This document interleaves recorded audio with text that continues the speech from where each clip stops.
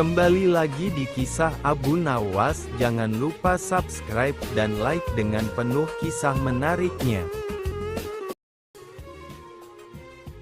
Kejujuran yang mulai dipertanyakan. Baghdad pada masa itu tampak seperti permata dunia.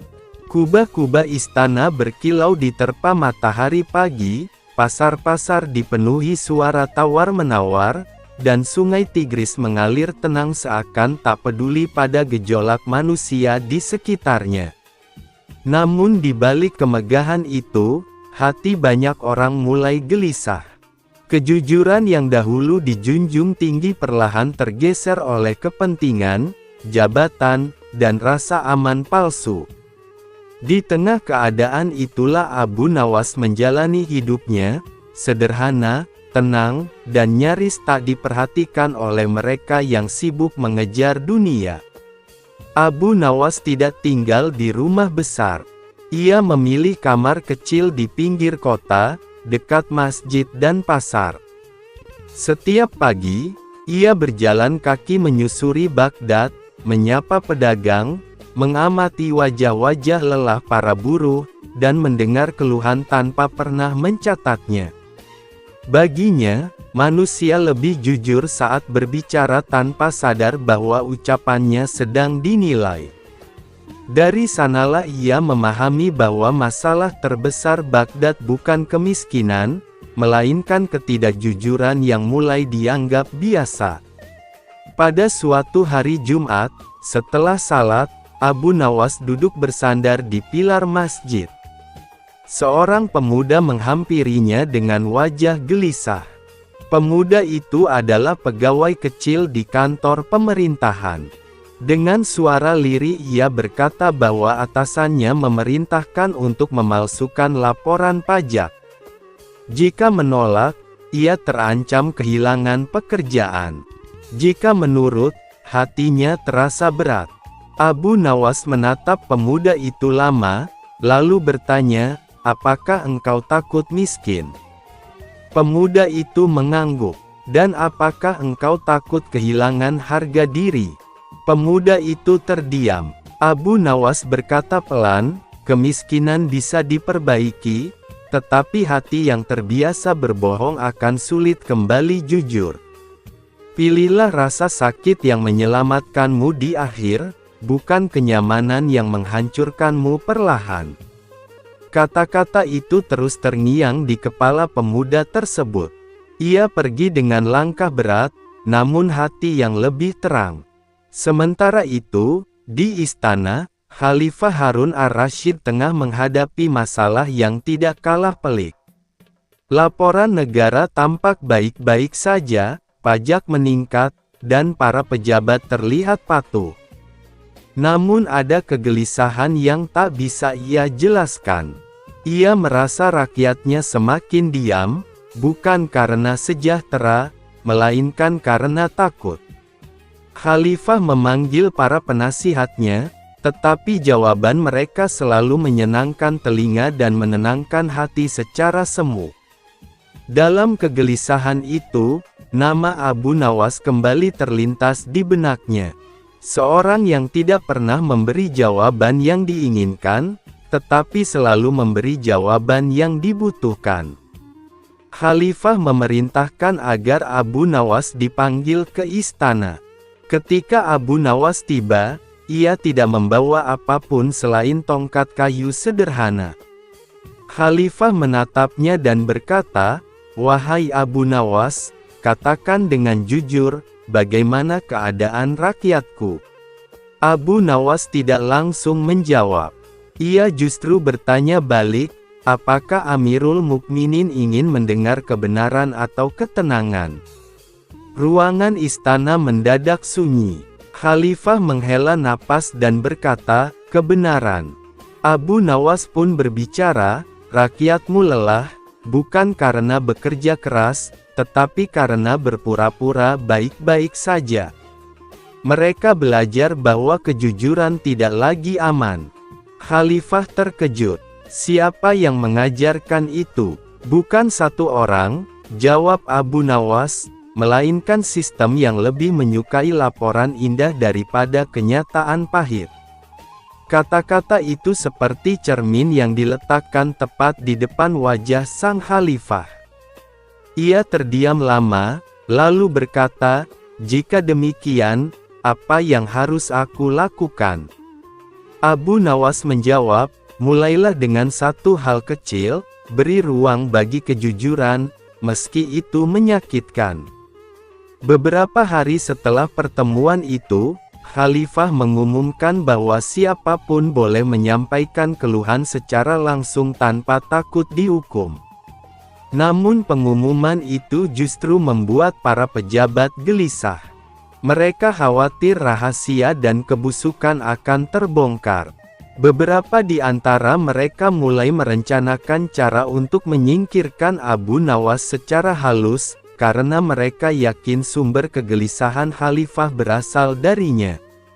Di pasar, isu mulai beredar bahwa Abu Nawas terlalu berani, terlalu banyak bicara, dan terlalu jujur. Sebagian orang mulai menjaga jarak, takut ikut terseret. Abu Nawas menyadari perubahan itu, tetapi ia tetap berjalan seperti biasa. Ia berkata pada dirinya sendiri bahwa kejujuran memang sering membuat seseorang berjalan sendirian. Pada suatu malam, Abu Nawas bermimpi berada di sebuah timbangan besar. Di satu sisi terdapat emas dan jabatan, di sisi lain terdapat kata-kata jujur yang tampak ringan. Namun ketika timbangan bergerak, kata-kata jujur justru lebih berat.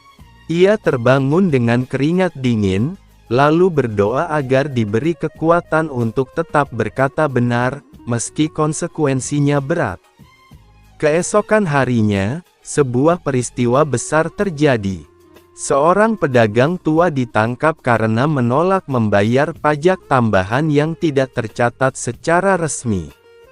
Ia bersikeras bahwa pajak tersebut adalah pungutan liar. Kasus itu sampai ke telinga Abu Nawas.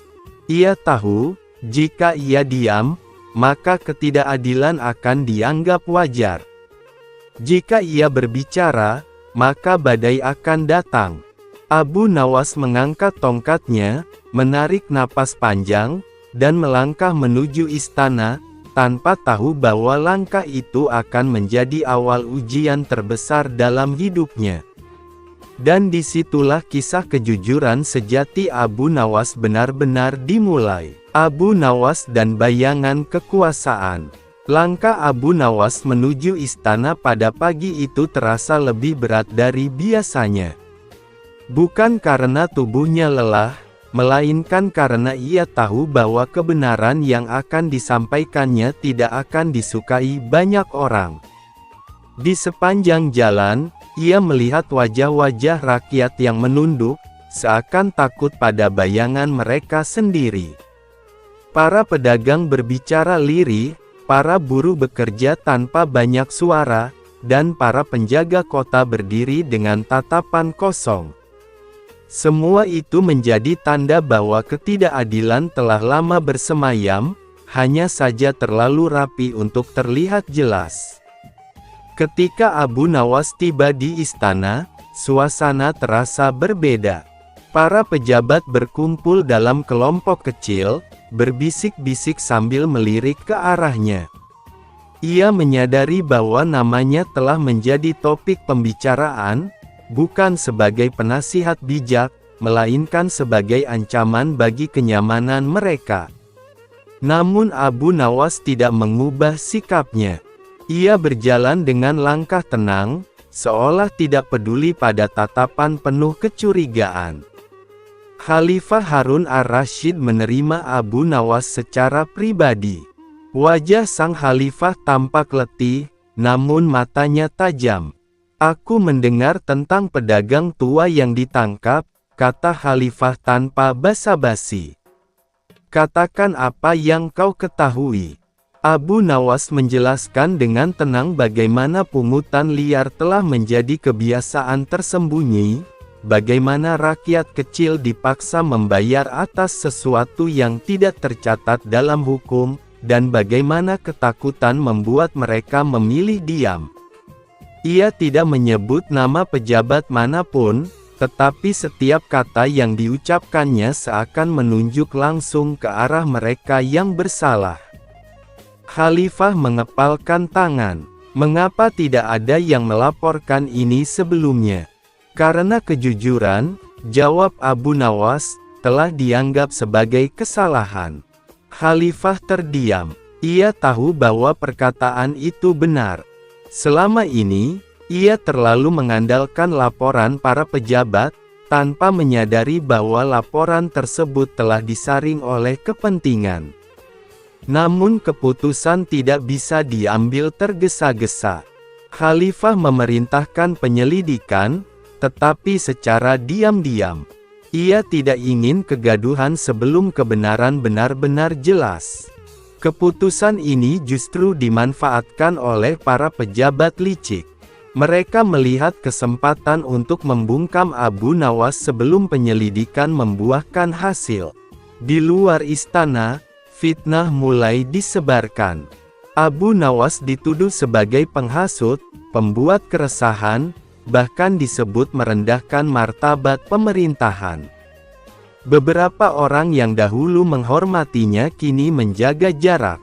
Abu Nawas menyadari perubahan itu, tetapi ia tidak membela diri. Ia berkata kepada seorang sahabatnya, jika kebenaran membutuhkan pembelaan berlebihan, berarti manusia belum siap menerimanya. Suatu malam, Abu Nawas dipanggil secara mendadak ke pengadilan. Tuduhan resmi dilayangkan, menyebarkan ketidakpercayaan kepada pemerintah dan merusak ketertiban umum. Ruang pengadilan dipenuhi pejabat, ulama istana, dan para penjaga. Suasana tegang. Banyak yang yakin Abu Nawas kali ini tidak akan lolos. Hakim bertanya dengan suara dingin, apakah engkau mengakui telah menyebarkan keresahan? Abu Nawas menjawab, jika menyampaikan kenyataan disebut keresahan, maka masalahnya bukan pada kata-kataku, melainkan pada kenyataan itu sendiri. Jawaban itu membuat ruangan bergemuruh. Hakim mencoba menekan, menuduh Abu Nawas terlalu berani menilai sistem negara. Abu Nawas tidak terpancing emosi. Ia hanya berkata bahwa negara yang kuat bukanlah negara yang membungkam kritik, melainkan yang mampu memperbaiki diri. Sementara itu, di balik tirai istana, Khalifah Harun ar-Rasyid mendengarkan jalannya persidangan. Setiap kata Abu Nawas terasa seperti nasihat yang ia terima secara langsung.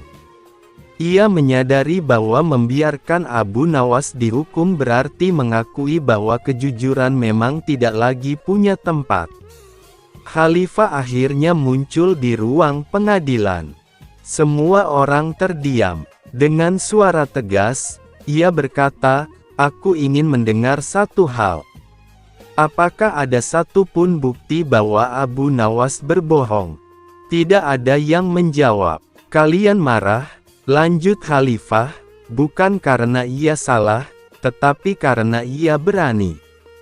Pengadilan pun dibubarkan. Abu Nawas dibebaskan, dan penyelidikan terhadap pungutan liar diperluas. Beberapa pejabat mulai panik. Sebagian mencoba melarikan diri, sebagian lain berusaha mencari kambing hitam. Namun bagi Abu Nawas, cobaan belum berakhir.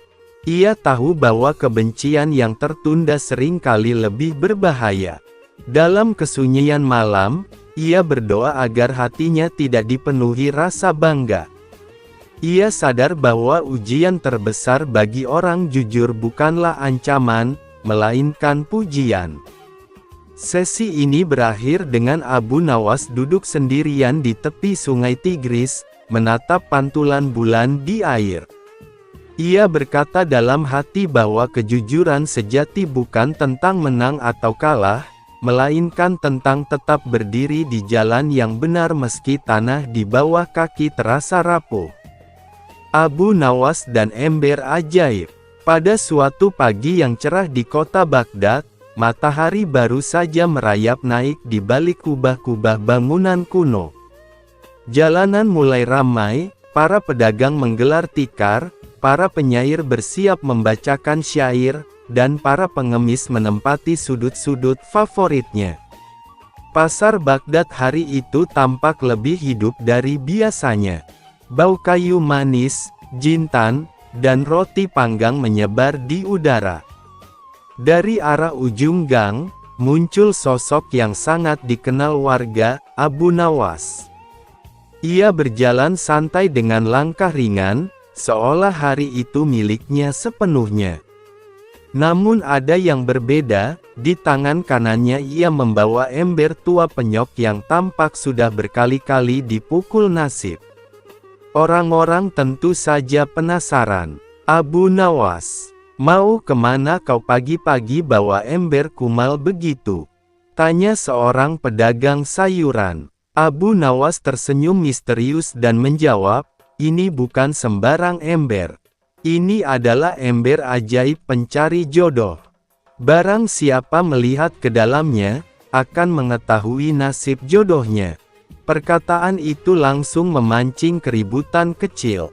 Beberapa orang tertawa, beberapa lainnya terperangah serius.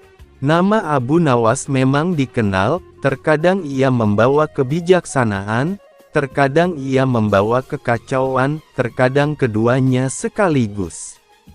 Abu Nawas menuju sumur umum di tengah pasar, meletakkan ember di tepi, dan mulai mengisi air.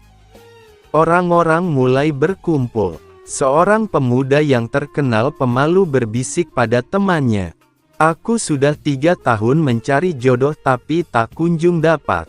Apa aku harus mencoba? Temannya menjawab, kalaupun gagal, setidaknya kau sudah mencoba sesuatu hari ini selain menatap gadis-gadis pasar dari jauh.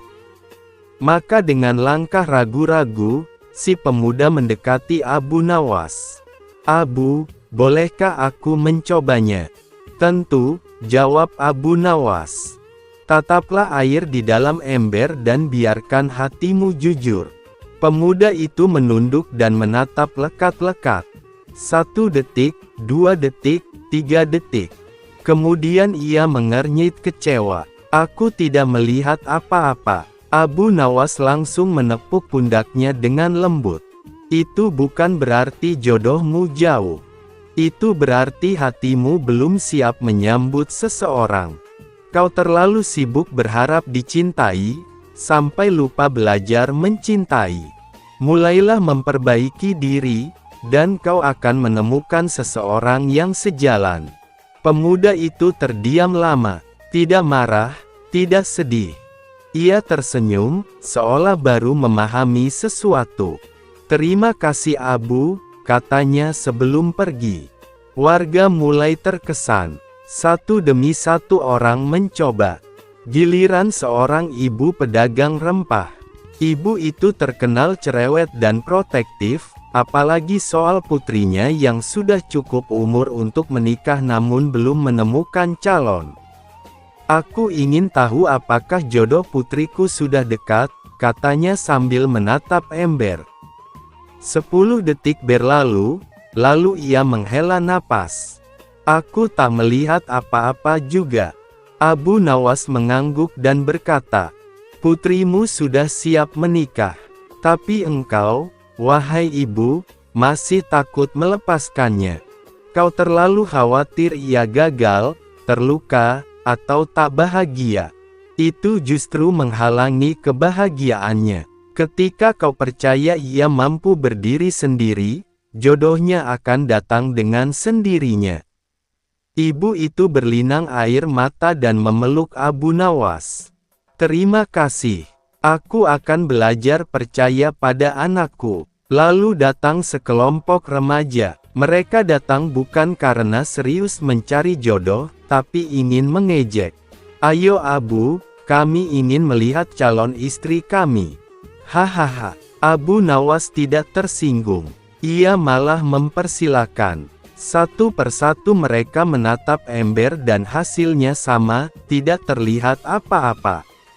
Dengan suara berat Abu Nawas menyampaikan, "Kalian tidak melihat apa-apa karena kalian belum tahu apa itu cinta. Kalian menganggap hubungan hanya permainan. Kalau cinta belum kalian hormati, jangan harap ia mendekat." Remaja-remaja itu terdiam, pipi mereka memerah, lalu mereka pergi sambil malu-malu. Orang-orang semakin yakin, ember itu punya daya luar biasa.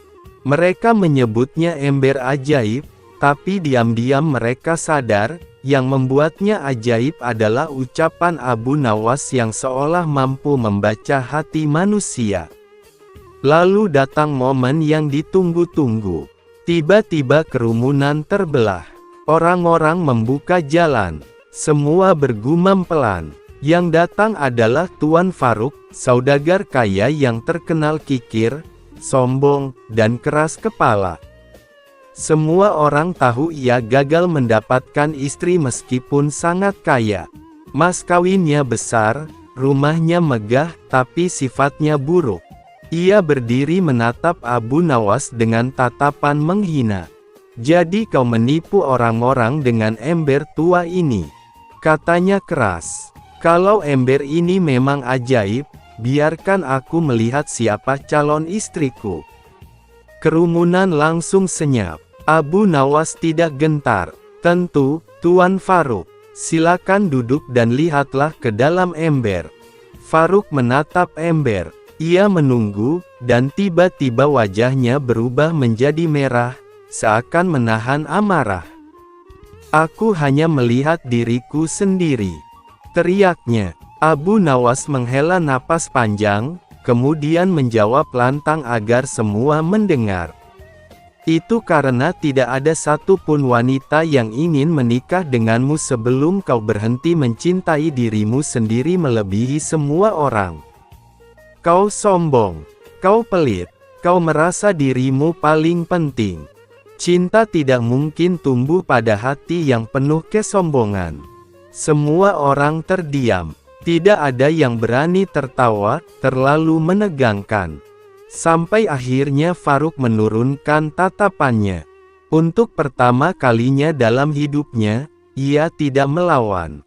Ia berbalik dan berjalan pergi tanpa berkata apa-apa. Beberapa minggu berlalu, tidak ada kabar tentang Farouk. Namun perlahan, penduduk kota mulai menyadari perubahan besar. Farouk mulai menggratiskan roti kepada anak-anak miskin, membantu tetangga tanpa meminta imbalan, berbicara sopan pada pelayan, menggunakan hartanya untuk membantu pembangunan masjid. Orang-orang heran, apa yang membuatnya berubah begitu drastis.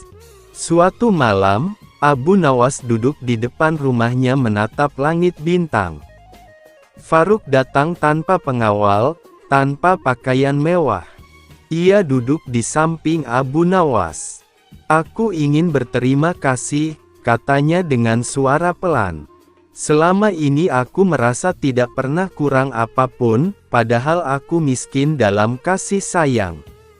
Setelah aku mengubah diriku, banyak orang mulai menyayangiku, bukan karena hartaku, tapi karena perhatian yang kuberikan." Abu Nawas tersenyum hangat. Manusia tidak dihormati karena kemewahannya. Ia dihormati karena apa yang ia lakukan untuk orang lain. Farouk mengangguk. Ia menepuk bahu Abu Nawas lalu pulang dengan perasaan baru, perasaan menjadi manusia sesungguhnya. Esok harinya di pasar, sekelompok anak kecil berkumpul di dekat Abu Nawas. Salah satu anak bertanya polos, "Abu, apakah ember itu benar-benar ajaib?" Abu Nawas tertawa dan berkata sambil mengelus kepala mereka, "Tidak, Nak, ember itu biasa saja. Yang ajaib bukan embernya, yang ajaib adalah hati manusia. Saat hati mau berubah, nasib pun ikut berubah." Anak-anak tersenyum, orang-orang dewasa tersenyum, bahkan pasar yang ramai pun terasa hangat. Dan sejak hari itu, tidak ada yang menyebut ember itu sebagai ember ajaib. Mereka menyebutnya ember yang mengajarkan manusia melihat dirinya sendiri. Pesan moral, kita sering mencari perubahan di luar diri, menyalahkan keadaan, menuntut orang lain, menunggu keajaiban. Padahal perubahan sejati dimulai ketika kita belajar bercermin, memperbaiki diri, dan membuka hati. Keajaiban datang setelah usaha, bukan sebelum usaha. Pada suatu masa ketika kota Baghdad berdiri megah sebagai pusat ilmu pengetahuan dan peradaban, hiduplah seorang lelaki yang dikenal luas karena kecerdasannya yang melampaui kebiasaan manusia pada umumnya. Ia bernama Abu Nawas. Penampilannya sederhana, pakaiannya kadang tampak lusuh, namun tutur katanya tajam dan pikirannya jernih. Di balik wajahnya yang sering tersenyum santai, tersimpan kecerdasan yang mampu mengguncang istana dan menundukkan kesombongan para pembesar. Banyak orang mengira Abu Nawas hanyalah seorang penghibur, pelawak, atau penggila syair, namun sesungguhnya ia adalah cermin bagi mereka yang lupa akan hakikat hidup. Pada masa itu, Khalifah Harun ar-Rasyid memerintah dengan tangan yang kuat. Ia dikenal sebagai pemimpin besar, adil, namun juga memiliki sifat keras terhadap siapapun yang dianggap menentang kewibawaannya. Istana dipenuhi para pejabat yang berlomba-lomba mencari muka, sementara rakyat kecil seringkali terabaikan.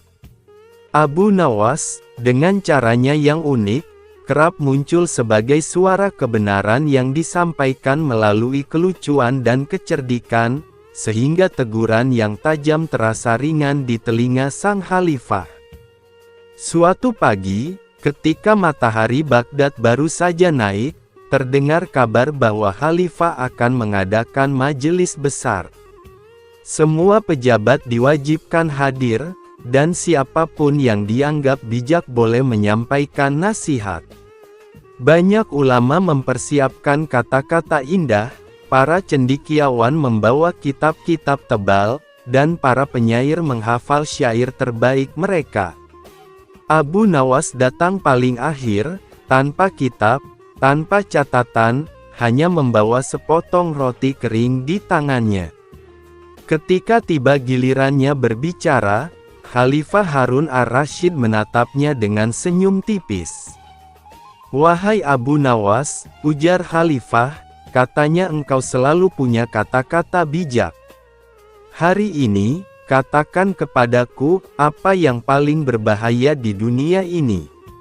Abu Nawas mengunyah rotinya perlahan, lalu menatap Khalifah dengan tenang. "Yang paling berbahaya di dunia ini, wahai Amirul Mukminin, adalah kekuasaan yang lupa bahwa ia akan berakhir." Seluruh ruangan terdiam. Para pejabat saling berpandangan, khawatir ucapan Abu Nawas dianggap lancang. Namun Khalifah tidak marah. Ia justru tertawa pelan.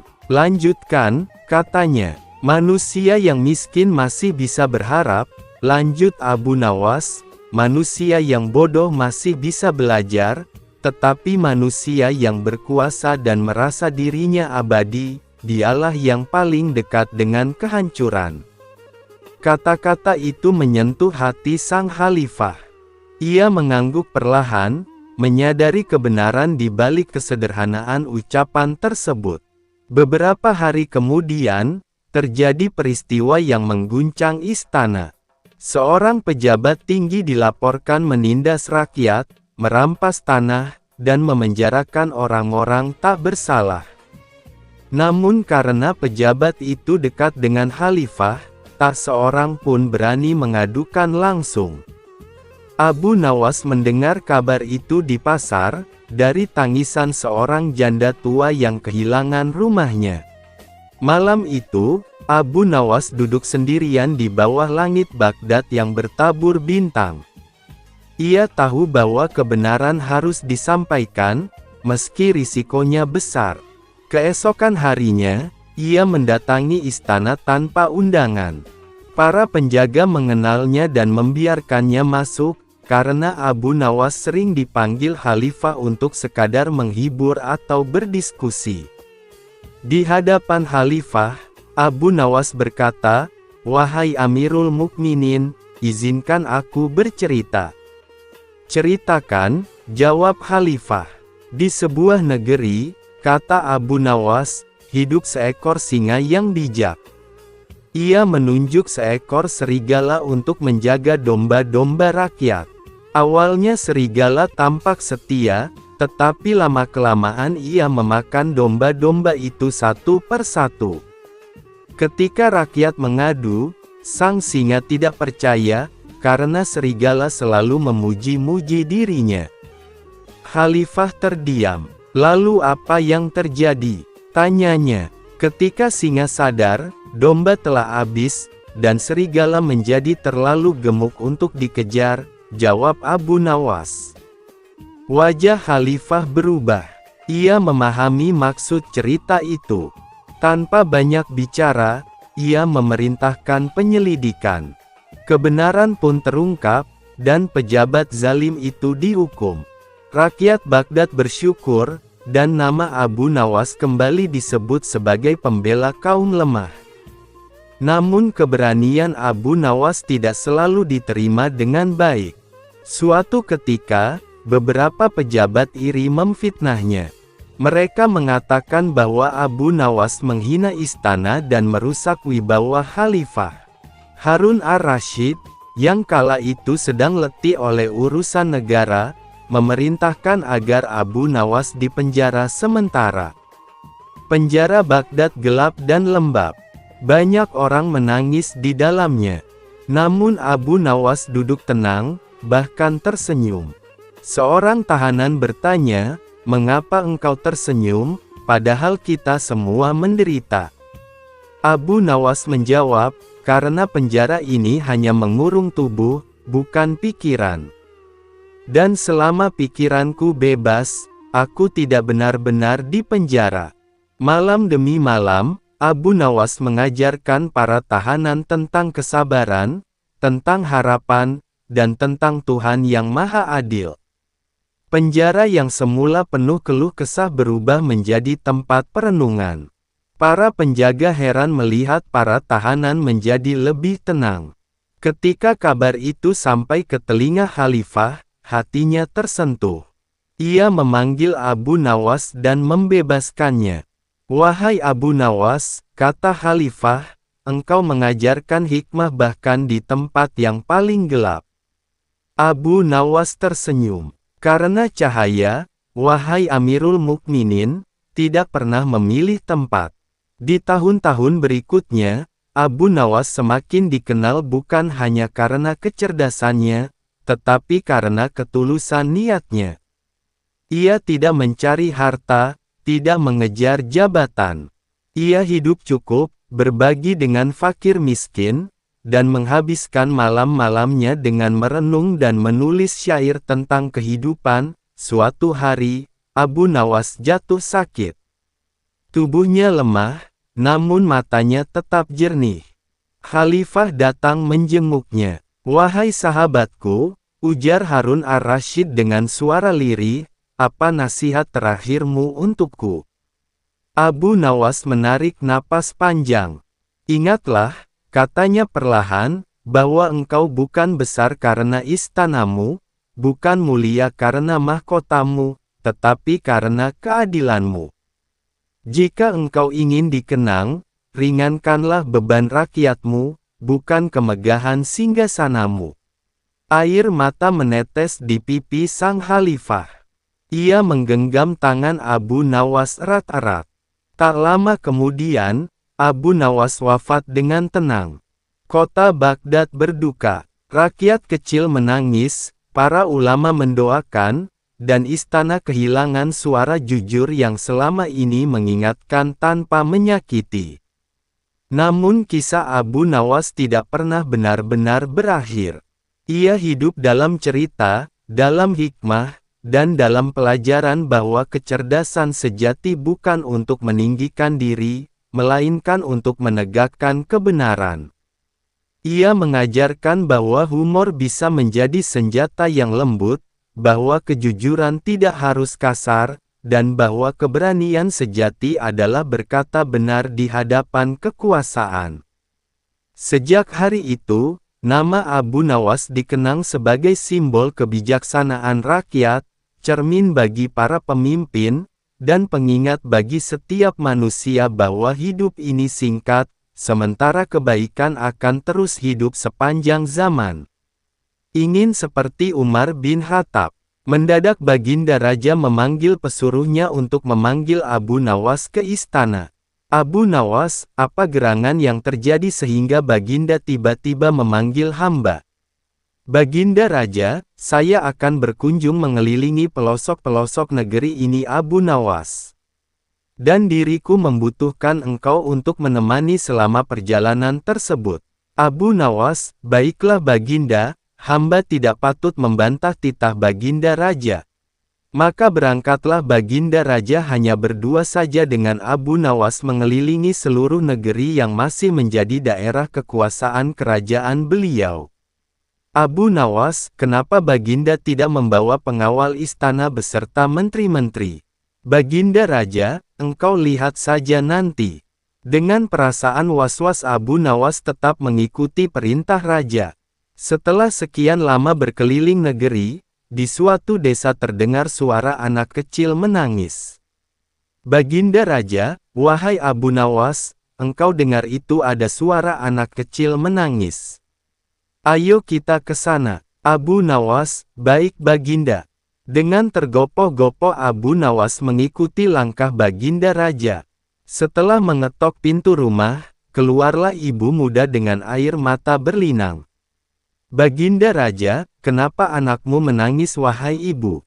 Ibu muda, siapakah engkau berani-beraninya bertanya seperti itu? Baginda Raja, kami musyafir yang kebetulan lewat.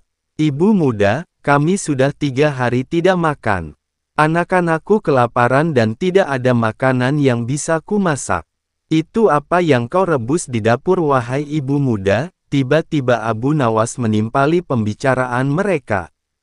Ibu muda, aku merebus batu untuk mengelabui anak-anakku. Abu Nawas, sungguh teganya dirimu mengelabui anak-anakmu yang kelaparan. Ibu muda, sudah tak ada lagi yang bisa kuperbuat. Sebelumnya aku masih bisa berhutang ke tetangga. Tapi sekarang mereka tidak mau lagi meminjamiku uang. Seminggu yang lalu listrik kami sudah diputus karena saya menunggak membayarnya. Harga listrik melambung 3 kali lipat, ini sama dengan mencekik leher kami pelan-pelan. Tanpa dikomando lagi, meluncur semua kegundahan yang ada di kepala ibu muda ini. Baginda Raja merasa kena tampar mendengar keluhan tersebut. Baginda Raja, baiklah kalau begitu, kami pamit dulu sebentar nanti kembali lagi. Ibu muda, kalau sempat tuan-tuan bertemu Baginda Raja tolong sampaikan ini semua. Tidak pantas dia memimpin kerajaan ini. Sebaiknya ganti saja raja di kerajaan ini. Abu Nawas, baik ibu, nanti saya sampaikan.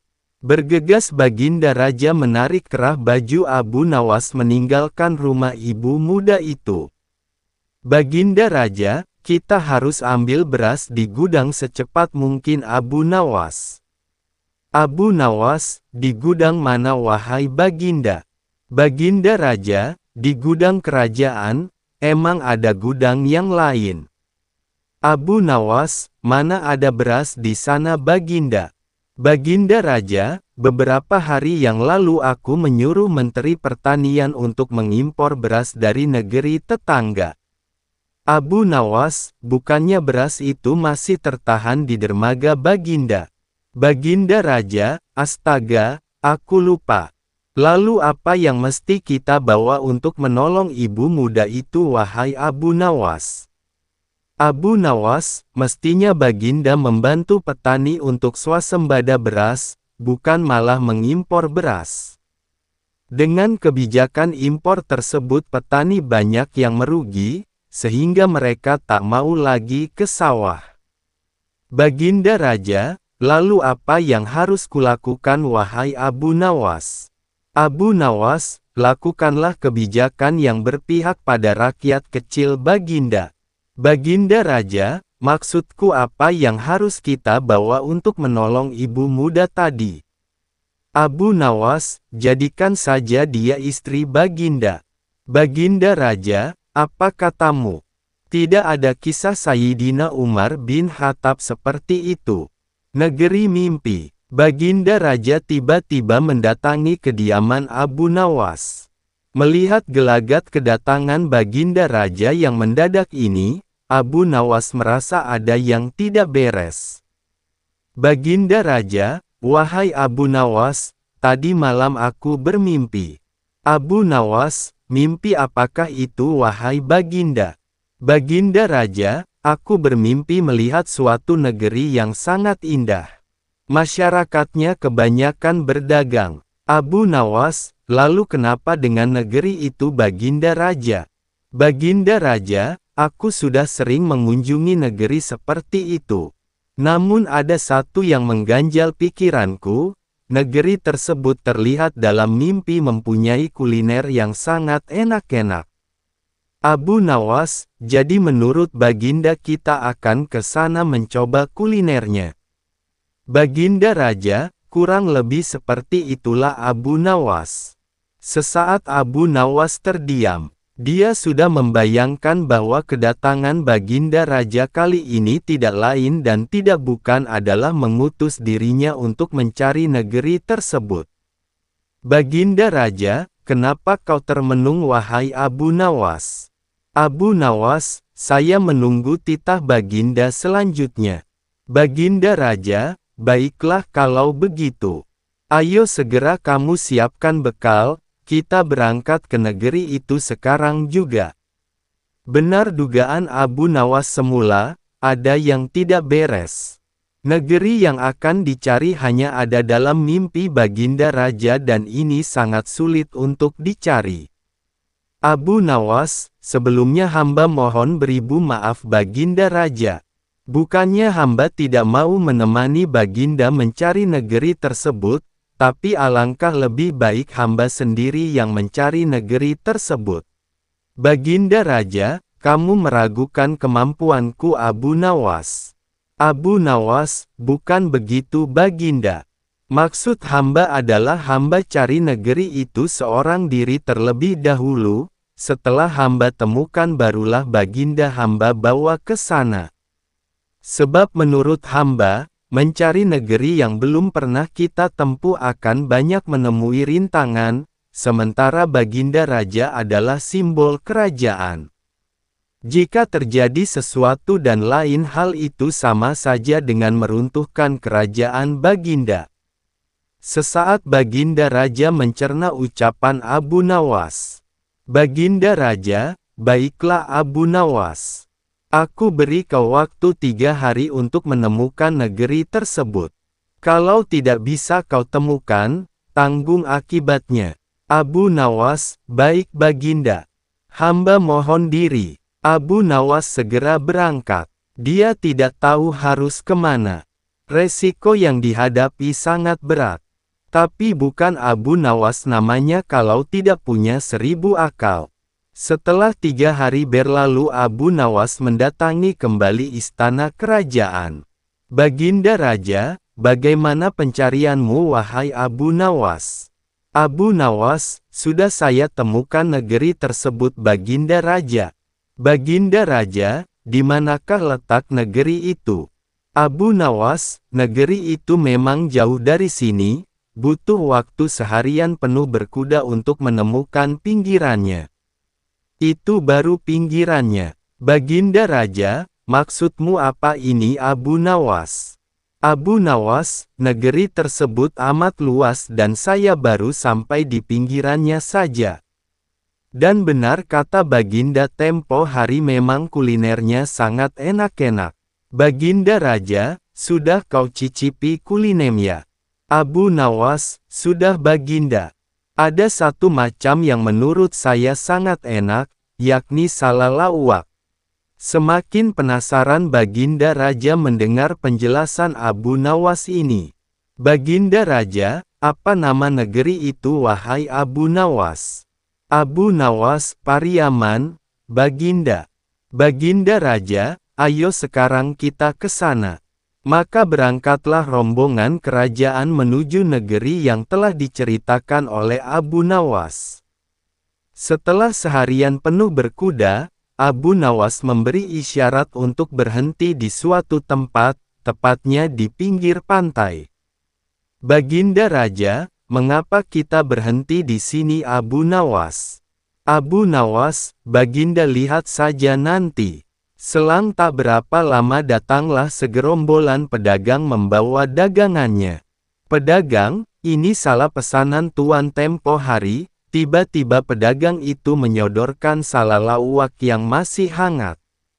Abu Nawas, inilah makanan khas dari Pariaman yang terkenal enak itu Baginda. Baginda Raja, bagaimana tahu kau negeri ini bernama Pariaman, Abu Nawas? Seingatku ini masih wilayah kerajaanku. Abu Nawas, coba kita tanya pedagang ini.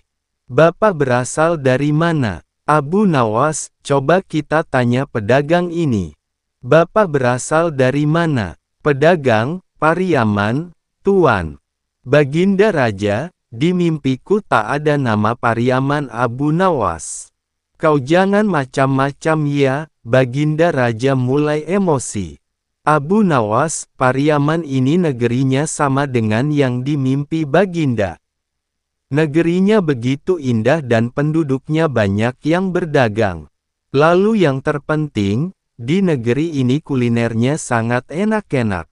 Sebelum Baginda Raja memuncak emosinya, Abu Nawas menyodorkan salalawak terlebih dahulu, dan Baginda pun mencicipinya. Abu Nawas, bagaimana rasanya Baginda? Baginda Raja, betul katamu, sangat enak. Tapi pertanyaanku tadi belum kau jawab Abu Nawas.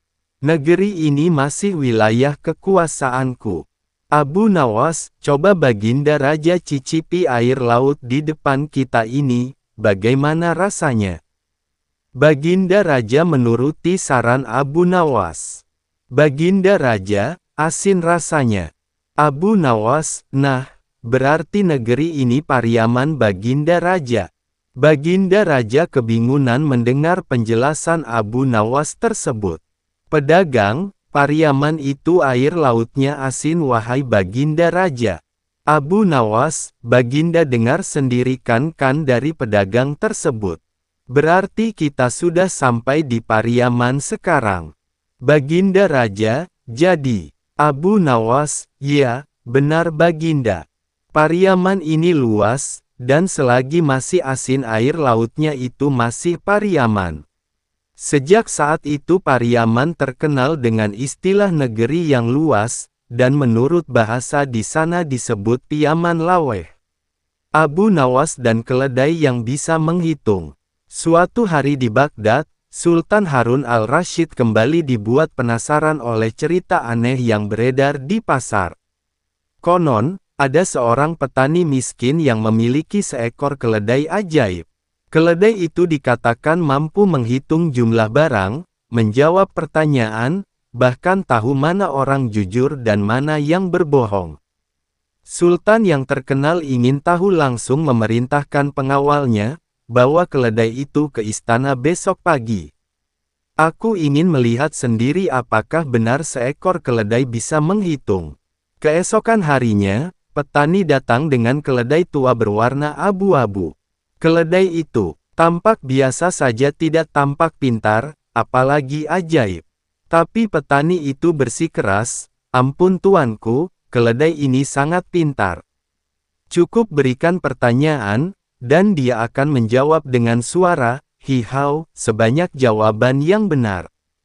Sultan tertarik dan memutuskan untuk menguji menunjuk wazirnya, Jafar, lalu berkata, tanyakan sesuatu. Wazir berkata, wahai keledai, berapa 2 tambah 2?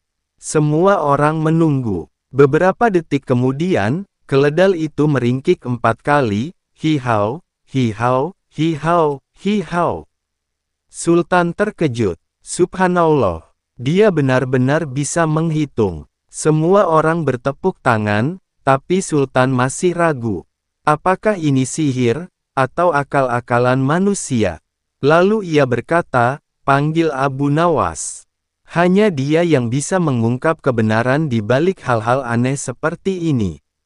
Abu Nawas datang dengan langkah santai, seperti biasa, dan memberi salam. Sultan langsung menjelaskan soal keledai ajaib itu. Abu Nawas, katanya keledai ini bisa menghitung. Aku ingin kau cari tahu apakah ini benar-benar keajaiban atau tipu muslihat. Abu tersenyum tipis dan berkata, Tuanku, izinkan hamba membawa keledai ini 1 malam saja. Besok pagi, hamba akan beritahu jawabannya. Sultan mengizinkan, dan Abu pun membawa keledai itu pulang.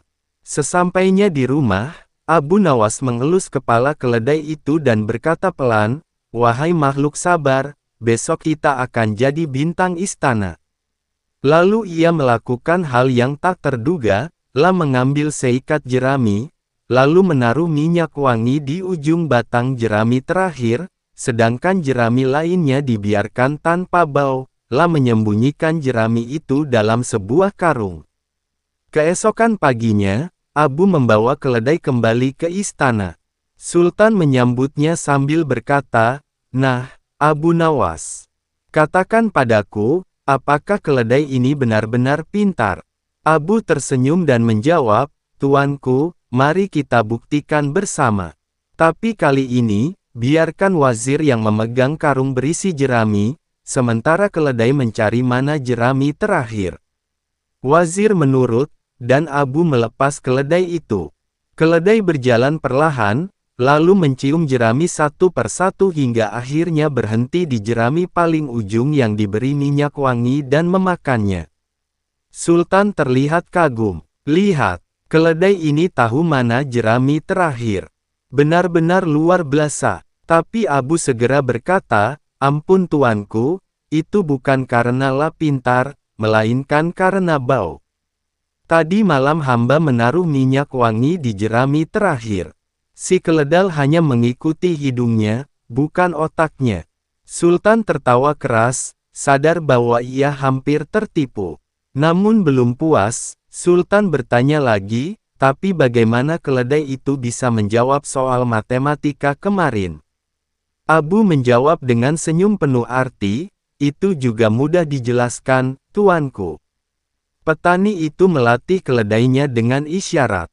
Setiap kali ia menanyakan pertanyaan, petani akan mencubit telinga keledai diam-diam sampai jumlah yang sesuai. Begitu keledai meringkik cukup banyak, berhenti. Orang-orang menyangka keledai itu sedang menghitung, padahal hanya menghindari cubitan. Sultan tertawa sampai menepuk lututnya. Jadi, sebenarnya yang pintar bukan keledainya, tapi si petani licik itu. Abu mengangguk, benar, tuanku. Kadang yang terlihat bodoh ternyata jujur, dan yang terlihat pintar justru menipu. Sama seperti keledai ini ia tidak tahu apa-apa, tapi malah dianggap jenius.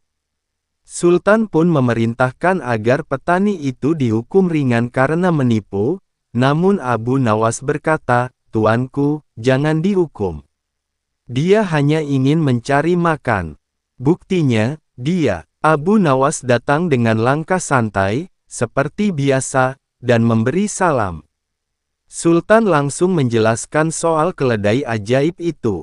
Abu Nawas, katanya keledai ini bisa menghitung. Aku ingin kau cari tahu apakah ini benar-benar keajaiban atau tipu muslihat. Abu tersenyum tipis dan berkata, Tuanku, izinkan hamba membawa keledai ini 1 malam saja. Besok pagi, Hamba akan beritahu jawabannya. Sultan mengizinkan, dan Abu pun membawa keledai itu pulang. Sesampainya di rumah, Abu Nawas mengelus kepala keledai itu dan berkata pelan, "Wahai makhluk sabar, besok kita akan jadi bintang istana." Lalu ia melakukan hal yang tak terduga, mengambil seikat jerami, lalu menaruh minyak wangi di ujung batang jerami terakhir, sedangkan jerami lainnya dibiarkan tanpa bau. Ia menyembunyikan jerami itu dalam sebuah karung. Keesokan paginya, Abu membawa keledai kembali ke istana. Sultan menyambutnya sambil berkata, "Nah, Abu Nawas, katakan padaku, apakah keledai ini benar-benar pintar?" Abu tersenyum dan menjawab, "Tuanku, mari kita buktikan bersama. Tapi kali ini, biarkan wazir yang memegang karung berisi jerami, sementara keledai mencari mana jerami terakhir." Wazir menurut, dan Abu melepas keledai itu. Keledai berjalan perlahan, lalu mencium jerami satu persatu hingga akhirnya berhenti di jerami paling ujung yang diberi minyak wangi dan memakannya. Sultan terlihat kagum. "Lihat, keledai ini tahu mana jerami terakhir. Benar-benar luar biasa." Tapi Abu segera berkata, "Ampun tuanku, itu bukan karena pintar, melainkan karena bau. Tadi malam hamba menaruh minyak wangi di jerami terakhir. Si keledai hanya mengikuti hidungnya, bukan otaknya." Sultan tertawa keras, sadar bahwa hampir tertipu. Namun belum puas, Sultan bertanya lagi, "Tapi bagaimana keledai itu bisa menjawab soal matematika kemarin?" Abu menjawab dengan senyum penuh arti, "Itu juga mudah dijelaskan, tuanku." Petani itu melatih keledainya dengan isyarat. Setiap kali menanyakan pertanyaan, petani akan mencubit telinga keledai diam-diam sampai jumlah yang sesuai. Begitu keledai meringkik cukup banyak, berhenti. Orang-orang menyangka keledai itu sedang menghitung, padahal hanya menghindari cubitan. Sultan tertawa sampai menepuk lututnya.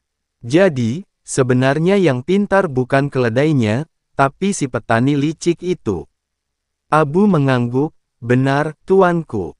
Kadang yang terlihat bodoh ternyata jujur, dan yang terlihat pintar justru menipu." Sama seperti keledai ini, ia tidak tahu apa-apa, tapi malah dianggap jenius. Sultan pun memerintahkan agar petani itu dihukum ringan karena menipu. Namun Abu Nawas berkata, "Tuanku, jangan dihukum. Dia hanya ingin mencari makan. Buktinya, dia berhasil membuat raja tertawa hari ini. Bukankah itu sudah cukup berharga?" Sultan mengangguk. Kagum pada kebijaksanaan Abu Nawas. Sebelum pergi, Sultan bertanya iseng, "Abu Nawas, apakah kau punya hewan pintar di rumahmu juga?" Abu menjawab santal, "Tentu, tuanku, seekor ayam." Sultan bertanya, "Dan apa kehebatannya?" Abu tersenyum lebar, "Ayam saya tahu kapan waktu makan, kapan waktu tidur, dan kapan saya harus diam kalau istri sedang marah. Kalau itu bukan kepintaran, entah apa lagi namanya." Sultan tertawa terbahak-bahak sampai kursinya bergoyang. Sejak hari itu, rakyat Baghdad kembali menceritakan kelicikan dan kepintaran Abu Nawas dari pasar ke pasar. Dan keledai yang dulu dianggap ajaib kini hanya dikenal dengan julukan, keledai yang hampir jadi profesor.